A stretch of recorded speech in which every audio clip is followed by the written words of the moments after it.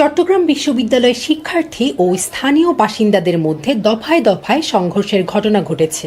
সংঘর্ষের পর পরিস্থিতি নিয়ন্ত্রণে আনতে বিশ্ববিদ্যালয় ও আশেপাশের এলাকায় সোমবার রাত 12টা পর্যন্ত 144 ধারা জারি করেছে প্রশাসন।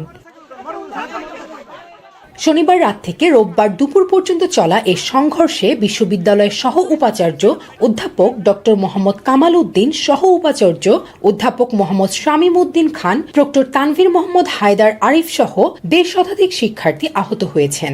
গুরুতর আহতদের মধ্যে অন্তত 40 জন শিক্ষার্থীকে চট্টগ্রাম মেডিকেল কলেজ হাসপাতালে পাঠানো হয়েছে।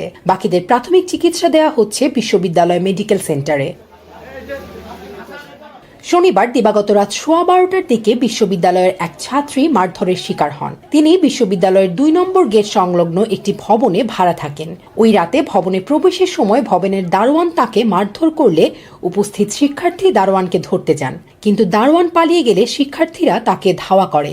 এ সময় স্থানীয় লোকজন শিক্ষার্থীদের লক্ষ্য করে ইটপাটকেল ছুটতে শুরু করলে সংঘর্ষ ছড়িয়ে পড়ে। এতে বেশ কয়েকজন শিক্ষার্থী আহত হন। রাত 3:30টার দিকে সেনাবাহিনীর সদস্যরা ঘটনাস্থলে গিয়ে পরিস্থিতি নিয়ন্ত্রণে আনেন।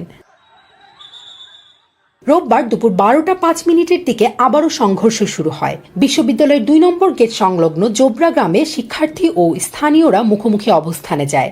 এক প্রান্তে কয়েকশো শিক্ষার্থী এবং অপর প্রান্তে স্থানীয়রা স্লোগান দিতে থাকে। প্রায় 1.5 ঘন্টা মুখোমুখি অবস্থানের পর উভয় পক্ষের মধ্যে পাল্টাপাল্টি ধাওয়া ও ইটপাটকেল নিক্ষেপ হয়। চট্টগ্রাম বিশ্ববিদ্যালয়ের শিক্ষার্থীদের সঙ্গে এলাকাবাসীর সংঘর্ষের পর ক্যাম্পাস ও এর আশেপাশের এলাকায় যৌথ বাহিনী সদস্যদের মোতায়েন করা হয়েছে।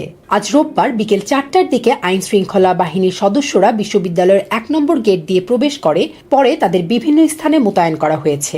এছাড়া প্রো-ভিসি অধ্যাপক ডক্টর মোহাম্মদ কামাল উদ্দিন বিশ্ববিদ্যালয়ের সকল পরীক্ষা স্থগিত ঘোষণা করেছেন। তবে ক্লাস চালু থাকবে এবং শিক্ষার্থীদের যাতায়াতের জন্য শাটল ট্রেন নিয়মিত সূচি অনুযায়ী চলবে।